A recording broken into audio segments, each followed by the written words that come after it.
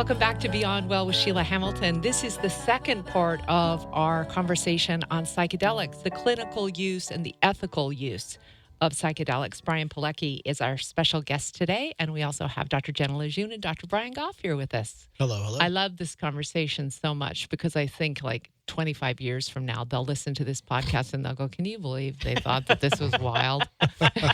Right? I mean, is what's your vision for how this is going to inform, especially the treatment of people with mental illnesses? I think the hope is that these medicines and these experiences can provide healing in a way that traditional talk therapy can't or has limits. And so the hope is that these would be widely available to people who need it, who would benefit from an experience that helps them reduce their overall suffering in their life. So those of us who are involved in research and the clinical practice really have hope that these are widely available, and that could be happening within the next 5 or 10 years, actually. Yeah.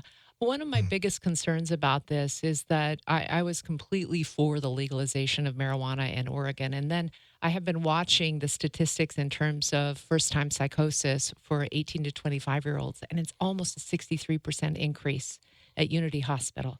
That this generation of kids who might already have had some permeability for mental illness, when they put too much THC in their system, are having really awful psychotic symptoms.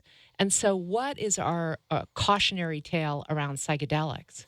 Yeah, it's important to speak about this because with the increased media attention, there are people who are getting this false notion that this is a quick fix or this is an easy solution, and they go into these experiences really unprepared and with expectations that aren't realistic and wind up having really challenging or bad experiences. So it is important that we understand the full risks and benefits, just like any other medicine has risks and benefits. There are probably some people for which psychedelics may not be the best idea. And for now, we still don't really have good scientific understanding of who might benefit the most and who probably shouldn't take psychedelics. But we have the sense that individuals with a predisposition to psychosis or bipolar disorder probably, and the other is personality disorder, probably should not at this point engage in psychedelic therapy. And is that if you also have a genetic link to a person in your family with bipolar disorder, even if you haven't shown symptoms, if there's that sort of genetic thread that runs through your family, avoid it? It increases the risk. Again, we can't really say for certainty, but we know that in what the seems to be the most important factor is the set and setting. So in these trials where it's a safe setting, where there's an established relationship with a provider, there haven't been any adverse events. The adverse events that come from psychedelic use occur when they're used in settings that are less controllable. Doing acid in your basement or going to a music festival, while it's possible to have kind of a mystical experience or a very healing experience from that, it becomes more risky. I think, though, in addition to having a bad trip or having negative experiences because of the psychedelic use, there's also this piece around how unbelievably vulnerable you are in that state of being under the influence of a psychedelic. Yeah. And I guess part of my concern for people is that piece you talked about set and setting, that you really, really would want to be in an environment with trustworthy people, trustworthy guides, because you truly are at an incredibly vulnerable place. Is that kind of your understanding as well, Brian? Yeah, absolutely. It is. You are very vulnerable, both physically. You might not be able to get up or walk around. Emotionally, you're in this place where you're feeling a lot of things, and definitely if there's someone in the environment or something about the environment, even the fact that these substances are illegal can add an element of fear that can get in the way. Not all the time, but again, the risk increases for having. And when we say bad trip, there's this sort of notion that there's no such thing as a bad trip. I don't know if you've heard that before. The wisdom behind that is whatever happens is meant to happen, or whatever happens is an opportunity to grow. But I do think there are some people who have these experiences that are so negative, so scary, so overwhelming, that they don't find that there's been any benefit from it, and it actually winds up causing them more long-term problems. So Yeah. we don't fully understand how that works yet, but again, in the clinical trials, we haven't seen any of that. Yeah. I appreciate you unpacking that. First of all, there are bad trips because Sheila was on a 5-hour delay on her flight back to Portland. That was definitely Such a bad trip. But, when people hear that idea of like, it won't be a really positive experience, I think a lot of listeners are going to say, well, I mean, there have been times where I've drank too much and the next day I just had to make some phone calls to some people and be like, did I do something or embarrass myself? Or I smoked too much pot and I got really paranoid, but then the next day it's okay. Mm-hmm.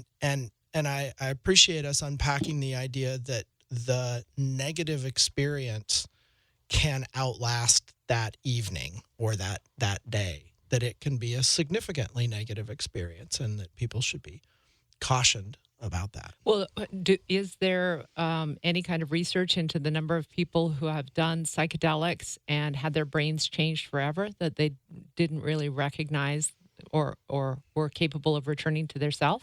So our overall sense is that whatever happens, it's possible to recover from. Actually, a lot of the earlier ideas that, for example, like MDMA was believed to damage your brain, show that we seem to be leading towards more of an idea that the brain can recover from any substance use or any experience. So, but there are these potentials for having difficulties that are not therapeutic or beneficial at all. Yeah. And when I was speaking of that, I don't know that I was necessarily speaking of the biological long-term effects, but the long-term effects of, say, being in a very, as Jenna was saying, being in an extremely vulnerable state around people who are unsafe. Absolutely. And so part of the work that Brian does is he helps people do integration work and harm reduction work who are choosing to use psychedelics in a therapeutic way.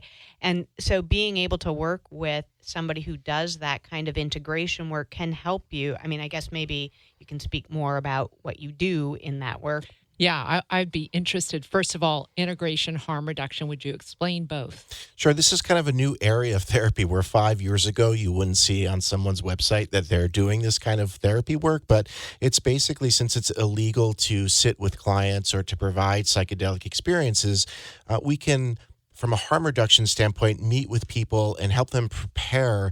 What that really means is understanding the risks and benefits and making a decision whether or not it's right for them. Yeah. And then on the other side is helping people to integrate whatever experience they had into their daily lives. Because one thing about psychedelics is it's very common to have this very positive experience, but that doesn't always translate to long-lasting change. Yeah. One of the things that I heard was that a lot of these people who are doing the guided experience aren't trained psychologists. So one would think, what if you have somebody who's just completely crazy and telling you or trying to integrate your experience in a way that's not professional or helpful at all? Yeah, it's a great point. And there is a wide network of underground therapists who have been actually sitting with people for decades. And many of them have a lot of great experience and wisdom that unfortunately it makes it difficult because of the legality for sort of modern science to interface with them. Yeah. But there's also the quality of the person is more variable because they are operating on the underground level. So again, going back to what Jenna said, having that sense of trust and safety is so important. And when you're meeting with somebody in the underground, it's harder to establish that potentially. Also, just about dosage, I'm very curious because I've been told that if you want to be safe, you should start with microdosing and move up. But the great experiences, the ones that are life transforming, are often on very high amounts of psilocybin. Yeah, so microdosing is more of a recent, or it's really become more popular recently. Microdosing really means taking a sub-perceptual amount of the substance. So really, if you're microdosing, you shouldn't be experiencing anything, maybe a very little bit of perceptual differences. And there right now is really no research on this. So there are a lot of anecdotal reports that microdosing can be helpful, and a lot of people, you can find resources giving advice about how to do that, but we really don't know how that works. And that's in contrast to regular dosing, which can be a small amount. You can take a small amount of any psychedelic and have a less intense experience. But traditionally, all of the research, even going back to the 60s when there were over 1,000 articles published on psychedelic science, the biggest kind of paradigm of conducting that research and giving psychedelics was this more large dose where a person traditionally wears eye shades, puts on headphones, and goes inside. Yeah. One of the things I was thinking about, how often this experience in the early years was used to connect people, that psychedelics were used to find your tribe, to be part of your culture.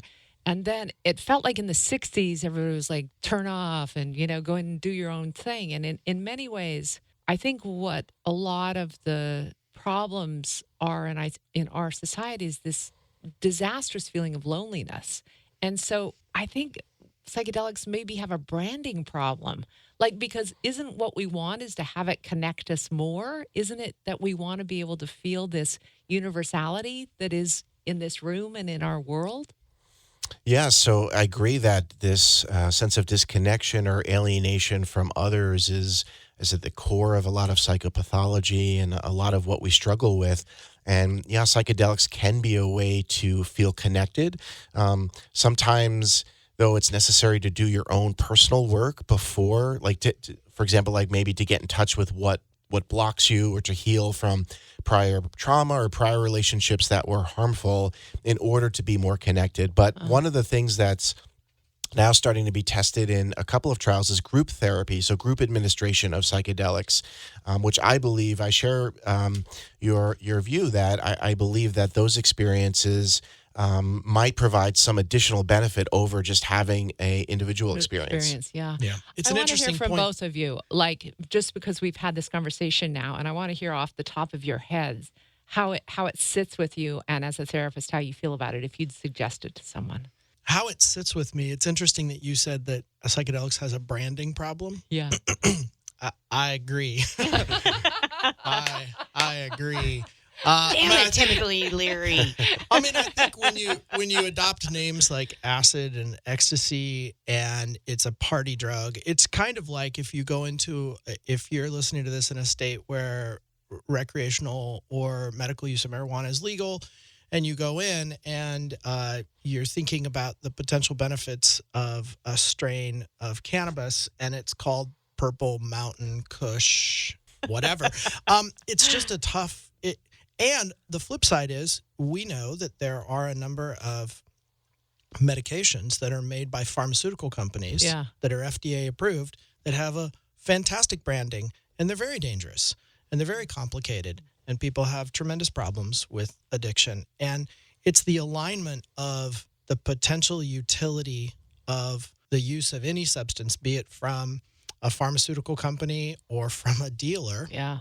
Irrespective of the branding, because it seems like sometimes the press can get out in front of the utility, and that the press on it can undermine the potential utility, and people can, not just because of the legalities of it, but because of kind of the whole scene. Yeah. Mm-hmm. Right? I think probably because of the legalities, I feel like I would be wading into an area of practice that I don't know enough about personally, about how to navigate that and how to navigate that responsibly. That feels like it's outside of my area of practice, but that doesn't mean that I am categorically opposed to it. It's just probably outside of something that I know enough about to assist somebody ethically. It just always crops up for me, Jenna, that with heroin addiction, we move them to methadone, and then we move them to this other drug. And I'm kind of like, is there a point where we move them off of the drugs into just being? Right. Yeah, absolutely. This isn't something that you would then take every day for the rest of your life, or Yeah. even on a very regular basis. Hmm. This Yeah. is something that can provide you with an intense experience that you can then integrate into the rest of your life of Mhm. how you live in kind of a normal, not drug induced way. Right. But I will just say, very personally, like my answer to anything new, if you bring up, hey, would you like to try this new thing? My answer is invariably no. Like Huh. always, I Yeah. am just, it's terrible. I openness to new experience, Jenna, minus 52. Um, Wow, I feel so blessed that you're here on a podcast. Woo! Right? Yeah, no and kidding. and there's something about what I've read about the science of psychedelics. I'm still, the science is still out. We still have to kind of Right. see. It can't be as fantastic as some of the preliminary reports are coming out. But I do think that there is such the possibility of having a tremendous impact for people who either haven't had access to some of the resources that some people have, so don't have access to regular ongoing therapy for once a week for 10 years, Yeah. and people who are in a very, very stuck place, Yeah. whether that is profound depression or trauma or even substance abuse. There's some interesting research being done now on the use of psychedelics for people who are struggling with alcohol abuse. Right. I've heard that in the VA is really, really solidly supporting MDMA for PTSD. That they're just seeing breakthroughs that they haven't been able to see in 20 years because people are getting a mindset shift away from the fear. Yeah. So It's remarkable. I think part of the problem is we are all so entrenched in the stigma of drugs and the failed war on drugs. Yeah. And, the first, when psychedelics first came upon our scene in the 60s, the advocates like Timothy Leary probably overstated the benefits, and the law and those who are arguing against it probably overstated the risks. Yeah. And so breaking Exactly. through that to get a more realistic sense of what these substances might provide is going to take some time. And one of the things that is most helpful to that, I believe, is the data. So you're speaking about PTSD. The phase 2 clinical trials for PTSD, MDMA showed 57% did not meet criteria after 2 months, yeah. which is remarkable for any psychotherapy. And as a result, it's been granted the FDA breakthrough status, which is not given very frequently because we see that it works. Yeah. And in some ways, every day that it's not widely available is another day where veterans are killing themselves Yeah. or suffering with things. And there, which is needless if there seems to be this potential medicine that could help them. I want to just, I'm really, really shaky in the area of neurology, but I want you to help me with this because one of the YouTubes that I was watching last night was talking about how when they first started doing these experiments, they expected to see MRI activity really lighting up when psychedelics were applied. And instead, what happened was that our automatic part of the brain, which is the one that is doing everything, brushing your teeth, driving your car, doing everything you know how to do again and again, got really quiet. Mm-hmm. And so that everything else, like a child's brain, was lit up again. Meaning we, as adults, probably use 80% of our day is using that control center that's just done everything the way we do it before.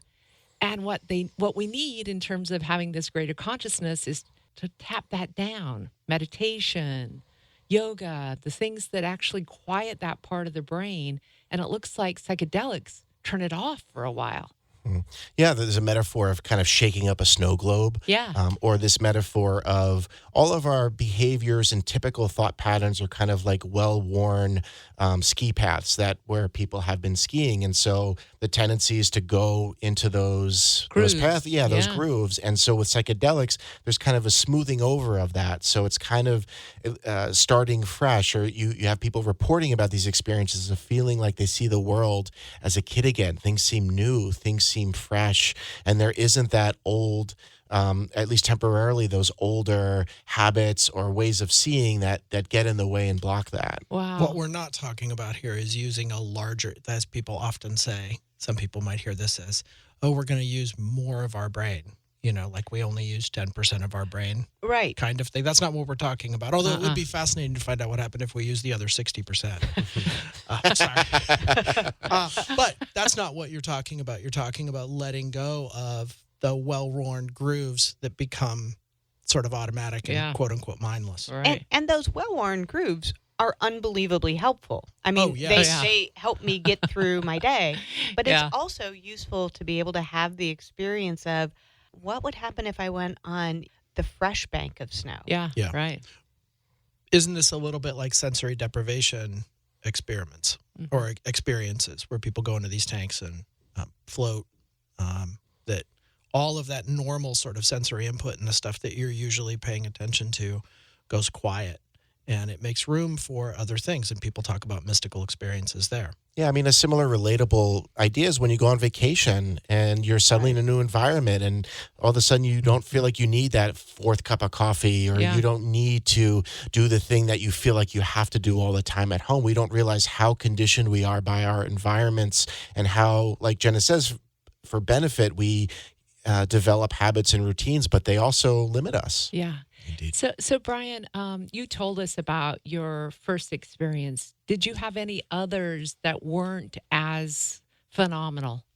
I've had experiences that were negative, including one experience that was really difficult. And Can you describe it? So this was an experience with a person. It was a great example of an environment that I did not feel completely safe in. I almost left. It was a ceremony, an ayahuasca ceremony, where I didn't feel completely safe in. I didn't really know the shaman. I knew some of the participants, but I decided to stay, and I just had a very negative experience involving a sense that I was dying. I wound up at the hospital, and the after effects of that carried on for a while. And after that, I stopped using psychedelics. And it took me a long time to kind of make sense of what happened. And so that's an experience that really changed me into being way more cautious in talking about these substances or directing people about how to take them or where to take them because of this potential. Wow. Ayahuasca, different from psilocybin, administered in much higher doses, correct? Yeah, ayahuasca is a hallucinogenic tea that's typically from South America, and the active ingredient there is DMT as opposed to psilocybin, which is, again, they all have sort of a different, almost like personality or set of qualities that go with them. Yeah, and how we're to know which one our body is going to enjoy and light up to and reject, right? The other. Did you ever have your liver tested after you did that to see what it did to your liver? No. I was afraid, though, that it had damaged my brain. But then I realized that was just kind of a story that I was telling myself. Wow. I think for some people who I've heard of people having experiences, it can really cause them to have some side effects that take effort and energy to manage. But again, it's less common, we think, in more controlled setting. Have I covered everything that you want people to know around the issue of integration, of harm reduction, of making sure that they do this, if they take this choice, to do it very responsibly?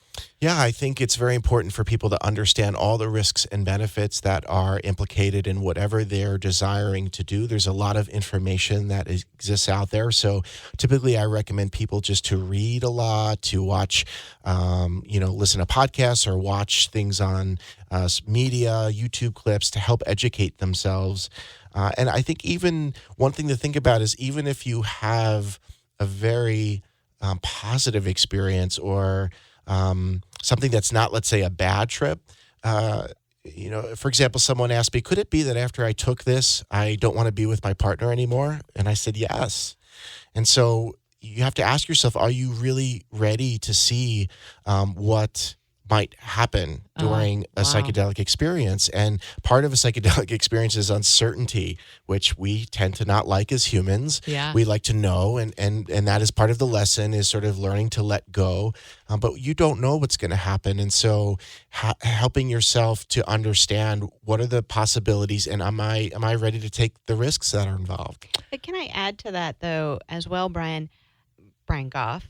Wouldn't you say that is also true of therapy. Like really work in therapy, you don't know what the outcome's going to be. Hmm. I mean, that's the whole point. If you knew what the outcome was going to be, you would just like skip to the outcome part. Right. But I mean, that is part of growth is that, we can't control it. We don't exactly know what that outcome will be. And there are negative or really painful outcomes Yes. to psychotherapy as well. So interestingly, I was thinking two different thoughts. One of them was exactly, Jenna, what you're saying is that happens a lot, right? In therapy, people have to be kind of open to, they don't have to be, but that's how it's supposed to go, is open to where this takes you. Yeah. And Yeah. can I be honest with myself about what I really care about and where things are going in my life and what sorts of changes, what is showing up for me, asks me to make.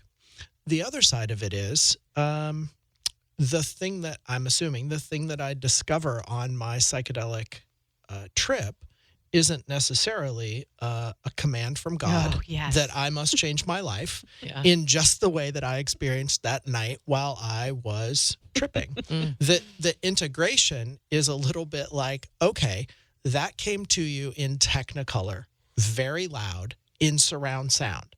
Now, what might that tell you, and how might you incorporate it into your non-tripping life, given all your other concerns and responsibilities and values?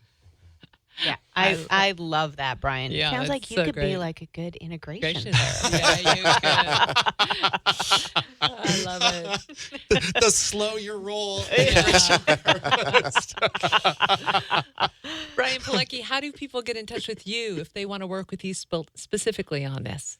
So I am involved with the Portland Psychotherapy Clinic. They can look for our website, and I'm available there. I'm also working with some other clinicians from other organizations for a local Portland integration network. If you're not in Portland, or if you're in a city that doesn't have a psychedelic community, you can go to Psychedelic Support. That's a website where you can find therapists in your area that provide harm reduction or integration services. Yeah, really cool. Wow. It was incredible to talk with you. Thank you so much for coming in today. You're welcome. My pleasure to be here. Yeah. As a note, our incredible programming was brought to us by the Foundation for Excellence in Mental Health Care and Cedar Hills Hospital. And we would sure appreciate a thumbs up or a 5-star on all of the ratings. Wherever you listen, we're on every single platform now. Thanks for listening.